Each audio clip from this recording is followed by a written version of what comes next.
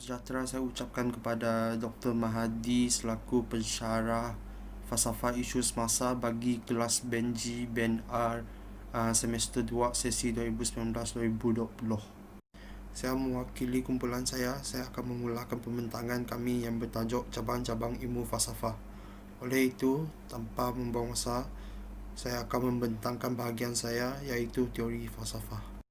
Secara umumnya, falsafah boleh dibahagi kepada 3 kategori iaitu falsafah klasik Eropah, falsafah abad pertengahan dan falsafah moden. Di dalam slide, garis masa zaman falsafah adalah berikut yang dimulakan oleh pada falsafah klasik Eropah dan seterusnya ke falsafah abad pertengahan dan falsafah moden ataupun baru iaitu falsafah yang diperkenalkan pada zaman sekarang.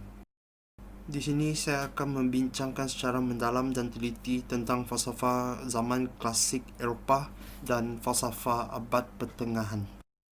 Pertama sekali, falsafah zaman klasik Eropah merupakan segala falsafah yang diperkenalkan semasa zaman tamadun Yunani atau tamadun Greek dan tamadun Rom. Falsafah zaman ini boleh dibahagi kepada 2 kategori iaitu yang pertama falsafah pra-Sokrates dan kedua falsafah Sokrates. Seperti yang diketahui, Sokrates merupakan seorang ahli falsafah yang sangat terkenal sehingga beliau telah digunakan sebagai baseline atau garis dasar bagi pembahagian zaman-zaman falsafah oleh kalangan profesional. Saya akan bermula dengan falsafah pra-Sokrates. Kategori ini termasuklah segala idea falsafah yang dikemukakan sebelum Sokrates. Sebagai contoh, tokoh-tokoh falsafah pada zaman ini termasuklah Herodotus dan Thucydides. Falsafah yang dikemukakan oleh mereka lebih bersifat artistik ataupun berkarya. Ini bermaksud falsafah disebarkan dalam bentuk buku ataupun novel untuk menceritakan sesuatu kisah dengan cara penulisan yang bersifat metafor. Sebagai contoh, karya Herodotus yang paling terkenal antara kalangan profesional adalah The Persian War yang menceritakan kisah tentang peperangan antara kerajaan Parsi dan kerajaan Greece pada masa itu. Tujuan utama mereka menulis karya ataupun buku ini adalah agar generasi masa depan akan ingat tentang kisah-kisah yang telah berlaku pada zaman dahulu. Kategori yang seterusnya ialah falsafah Sokrates. Kategori ini termasuklah segala falsafah yang muncul semasa dan selepas Sokrates. Contoh tokoh adalah Sokrates, Plato dan Aristotle. Sebagai makluman semua, Plato merupakan anak murid kepada Sokrates dan Aristotle merupakan anak murid kepada Plato.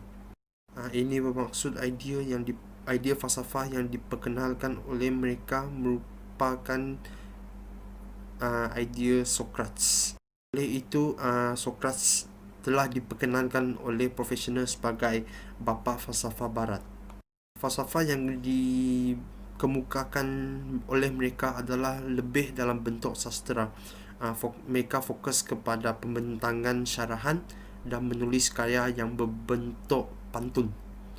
Tujuan utama mereka adalah untuk mendidik dan membentukkan insan yang berilmu.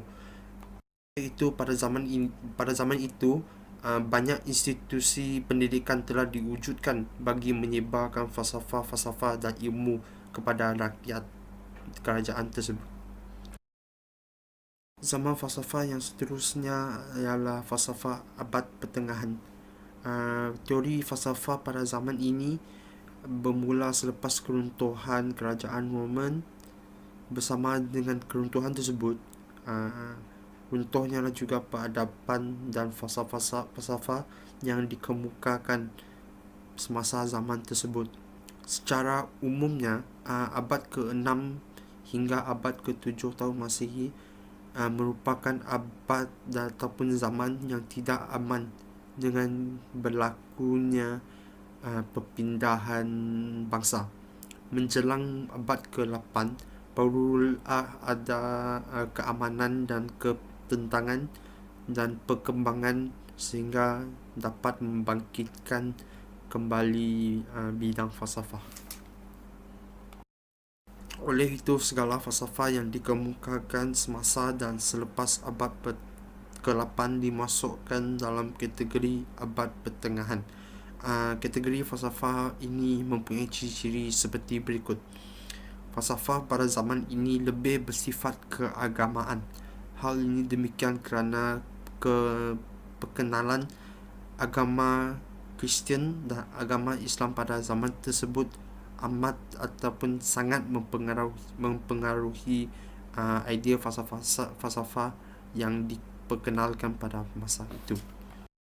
Seterusnya, saya akan membincangkan sedikit tentang falsafah moden atau baru. Contoh-contoh falsafah moden atau baru ialah falsafah alam sekitar dan falsafah teknologi.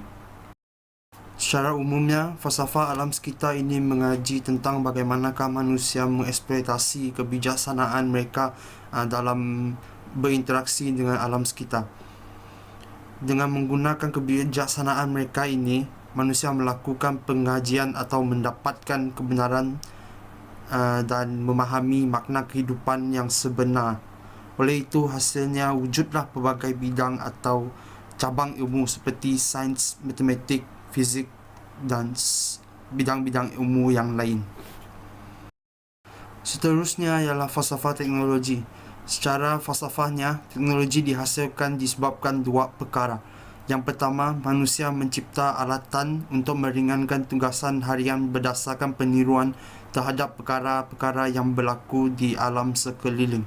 Dan kedua, manusia berusaha untuk memudahkan tugasan mereka, tidak kira kisah jangka panjang ataupun jangka pendek. Ini mengimplikasikan bahawa manusia berusaha untuk mencipta sesuatu bagi meningkatkan kecekapan dan melakukan sesuatu. Selamat sejahtera semua. Nama saya Anggi Amin. Hari ini saya akan membincangkan kemunculan falsafah baru dan suasana ketika kemunculan falsafah baru. Falsafah baru ini bermula di era 14 hingga 18 AN. Faktor yang menyebabkan perkembangan ini adalah kesinambungan dan komunikasi. Ini kerana kemunculan kebanyakan hasil cipta yang boleh membawa kemudahan kepada ahli falsafah seperti enjin steam.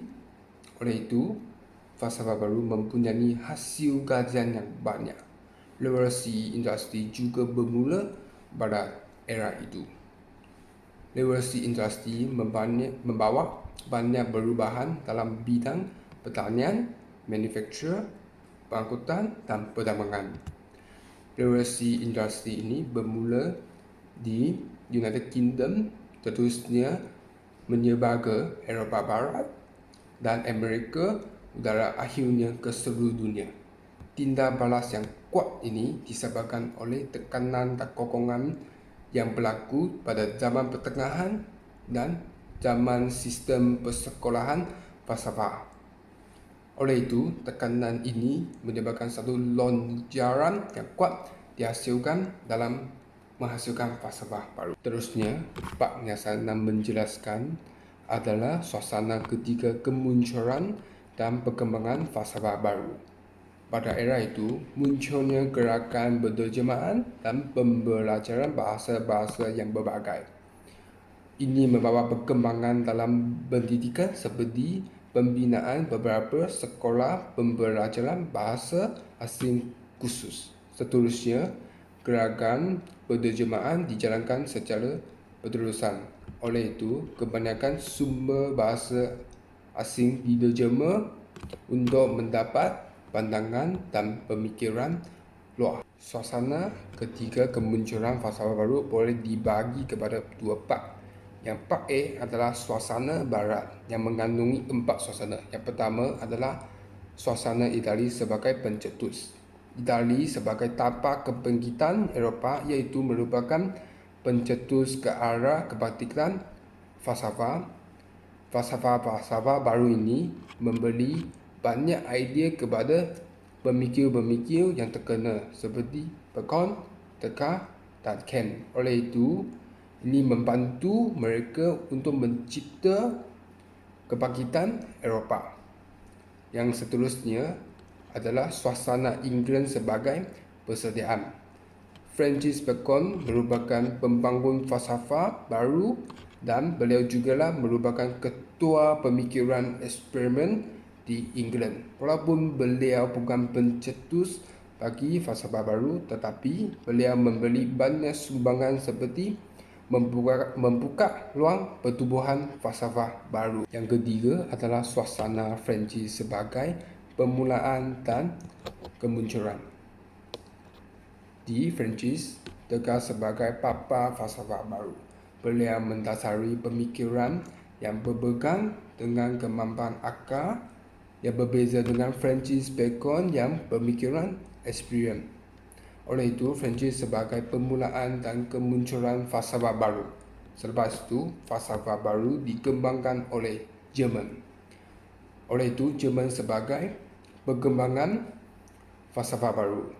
Di Jerman, Kant sebagai orang yang perkembangan falsafah baru. Beliau mempelajari pemikiran yang mengembalikan konsep falsafah baru kepada cetusan pemikiran. Pemikiran yang berpegang ini sama dengan tekai dan pemikiran ini berkembang ke Eropah, Amerika dan Barat secara umumnya. Yang part B adalah suasana Timur ketiga ini. Pada zaman itu, Timur berada di dalam suasana terhad daripada sumber-sumber falsafah. Hal ini disebabkan oleh kebanyakan sumber-sumber falsafah baru hanya ditulis dalam bahasa Eropah saja. Oleh itu, perkembangan falsafah-falsafah baru terhad dan akhirnya suasana menerima dan terkesan muncul di Timur.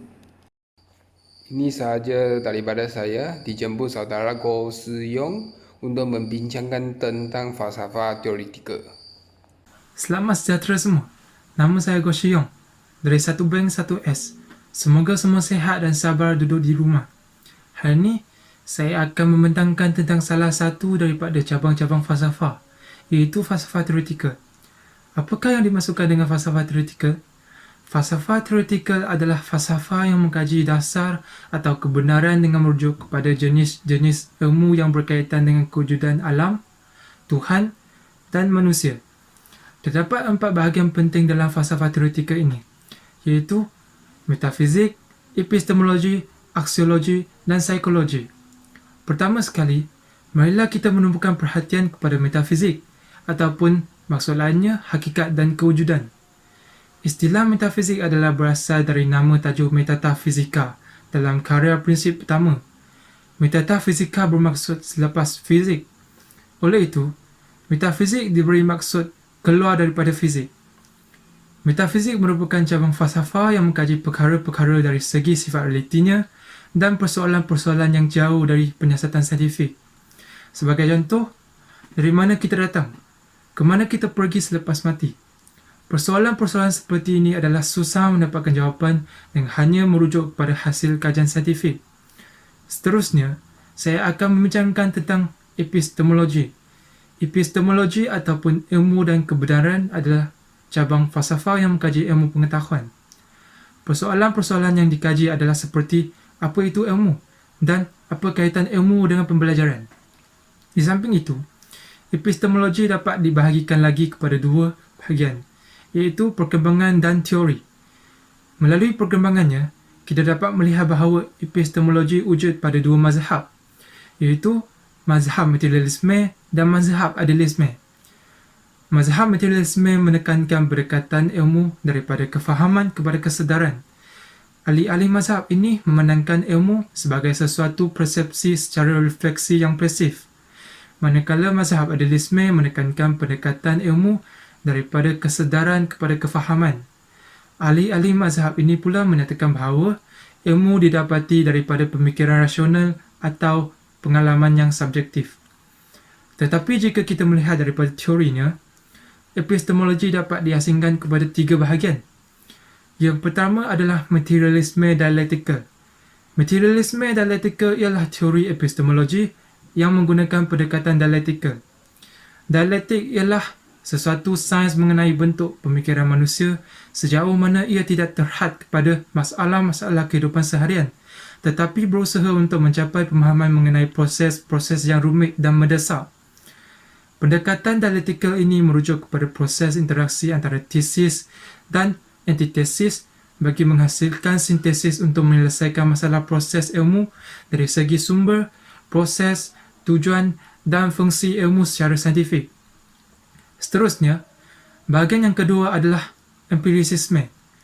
Empirisisme menyatakan bahawa semua pengetahuan yang diperoleh adalah dari pengalaman.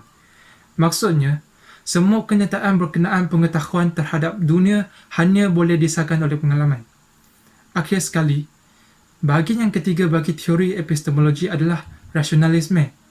Rasionalisme adalah bertentangan dengan empirisisme secara teorinya. Ia merupakan sesuatu penyelidikan yang menyatakan bahawa akal adalah sumber utama untuk mendapatkan kebenaran dan pengetahuan. Dan daya intelek yang wujud secara semula jadi pada diri manusia mampu mencari kebenaran. Oleh itu, kita dapat melihat bahawa pertentangan antara empirisisme dan rasionalisme telah mewujudkan konflik. Immanuel Kant mengatakan bahawa kedua-dua empirisisme dan rasionalisme adalah benar dari sudutnya masing-masing, dan kedua-dua unsur ini sebagai dua sumber yang saling melengkapi di antara satu sama lain. Contohnya, tanpa organ-organ diri manusia, kita tidak dapat mengenal pasti kesan dan kesedaran benda yang wujud. Tetapi tanpa kefahaman, kita tidak dapat membentuk konsep daripadanya. Seterusnya, kita akan fokus kepada aksiologi. Aksiologi merupakan kajian terhadap nilai dan ia boleh dibahagikan kepada etika dan estetika. Etika bermaksud kelakuan atau adat rasam yang membincangkan tentang nilai moral dan tingkah laku seseorang. Di dalam etika, wujudnya etika normatif dan metaetika. Etika normatif mengkaji tentang prinsip-prinsip yang sesuai untuk manusia dan sering mewujudkan persoalan seperti bagaimana seseorang itu patut bertindak secara moral. Manakala metaetika adalah untuk mengkaji tentang kegunaan konsep asas seperti betul atau salah. Ia digunakan dalam mempersoalkan peranan etika dalam kehidupan dan asas logikal kepada sistem etika. Bagi estetika pula, ia digunakan untuk mengkaji nilai-nilai mengenai kecantikan dan kesenian. Terdapat beberapa hasil daripada tokoh-tokoh falsafah. Sebagai contoh, Plato membezakan seni dari segi kecantikan yang ideal dan objek yang cantik. Dan Aristotle pula mendapatkan bahawa kecantikan adalah direka untuk kehalusan dan keharmonian sesuatu produk. Oleh itu, estetika juga mempunyai maksud seperti kecantikan dan seni. Jadi, itu sahaja bahagian yang dipersembahkan oleh saya. Seterusnya, saya mempersilakan saudara Ezri untuk menjelaskan tentang falsafah teoretikal yang seterusnya, iaitu psikologi, dan cabang falsafah yang seterusnya, falsafah praktikal. Assalamualaikum dan selamat sejahtera. Nama saya Ezri Izzadi Izham bin Samsudin dari 1 Bank S1. Psikologi terbentuk daripada perkataan Greek bermaksud jiwa, rohani atau mental, iaitu psycho. Manakala logi adalah diambil daripada perkataan logos yang bermaksud kahajian.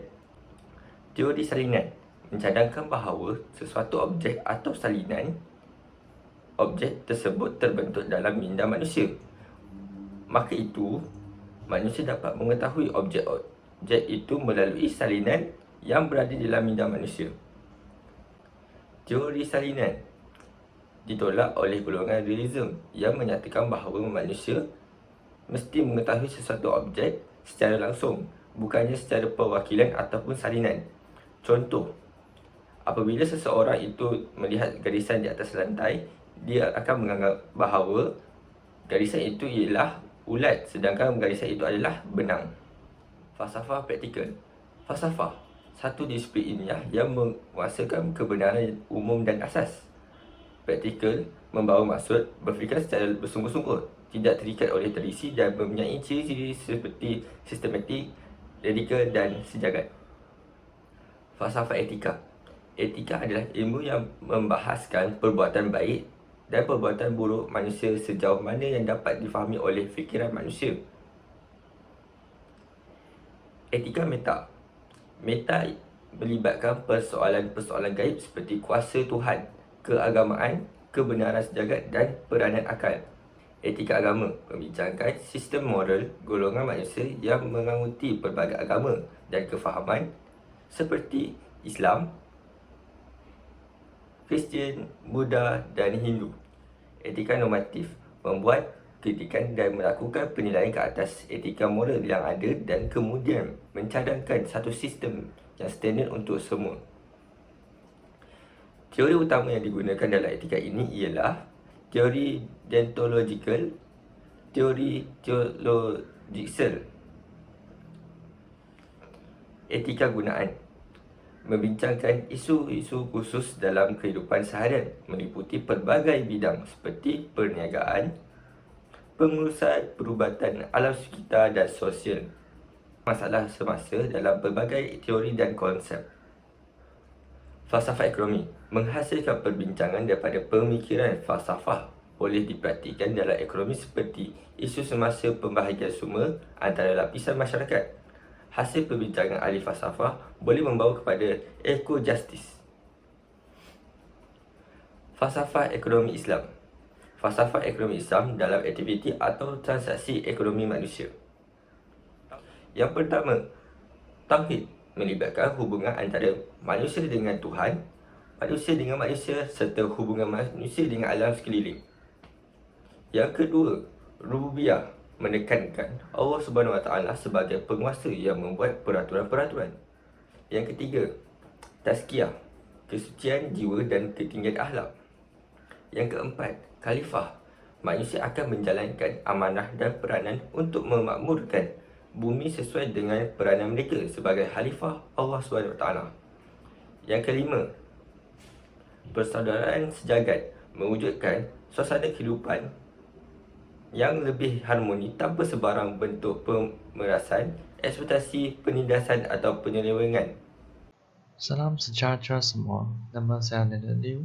Hari ini saya akan membentangkan dua falsafah daripada falsafah vertikal, iaitu falsafah politik dan falsafah peradaban. Falsafah politik membicarakan bagaimana untuk mencapai sesuatu pemerintahan yang ideal, menekankan kebahagiaan, pemerintahan yang baik, keadilan yang mengangkut pada pemerintah dan juga rakyat. Ada 5 persoalan falsafah politik. Yang pertama ialah keadilan. Plato mengatakan keadilan itu ialah meletakkan sesuatu sesuai dengan tempatnya. Dalam konteks agama juga keadilan amat dititik beratkan dan banyak digariskan di dalam kitab-kitab suci yang menggariskan bantuan soal-soal keadilan dalam kehidupan seharian. Yang kedua ialah persamaan. Ianya mempersoalkan adakah semua rakyat memiliki hak yang sama dalam menentukan pemerintahan.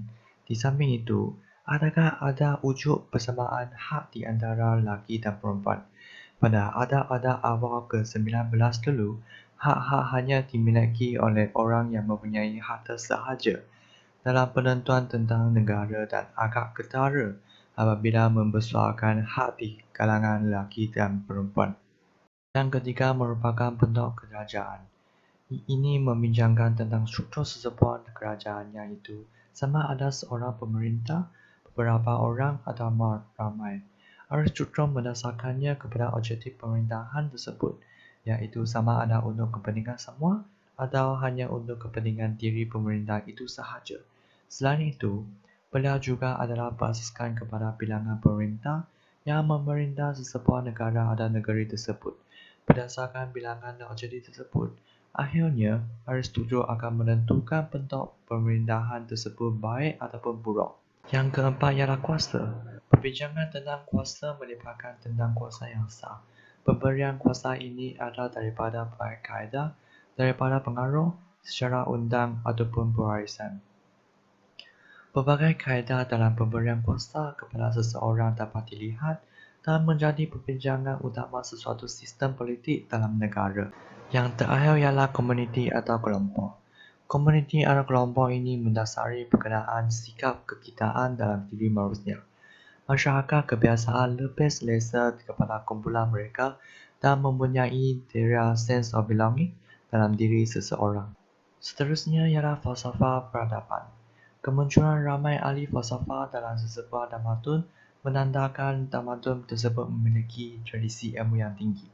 Ada 3 tamadun yang saya akan penerangkan dalam falsafah peradaban. yaitu Tamadun Yunani, Tamadun Rom, dan Tamadun China. Yang pertama merupakan Tamadun Yunani. Tamadun Yunani terus meningkat dengan kelahiran ahli-ahli falsafah seperti Herodotus, Socrates, Aristotle, dan Plato. Dalam falsafah mereka, persoalan tentang nilai individualisme, kehidupan manusia dan demokrasi merupakan isu utama. Herodotus, ahli falsafah dan ahli sejarah terulang yang menghasilkan karya History of Persian Wars, merupakan bapa sejarah. Socrates ialah bapa falsafah barat. Beliau dituduh merosakkan pemikiran masyarakat dan telah dihukum bunuh dengan cara meminum racun. Plato menyatakan masyarakat tentang perkara asas dalam falsafah Socrates.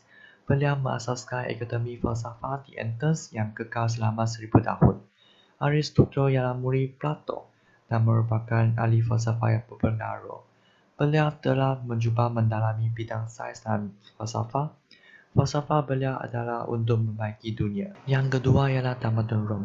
Falsafah Rom diasaskan daripada falsafah Stoik atau Stoicism seseorang ahli falsafah Yunani, ialah Zeno. Falsafah yang mengajar bahawa kebahagiaan hidup manusia dan nasib seorang bergantung pada hubungan dengan alam. Stoicism menekankan keadilan, tanggungjawab, keberanian, dan kemanusiaan.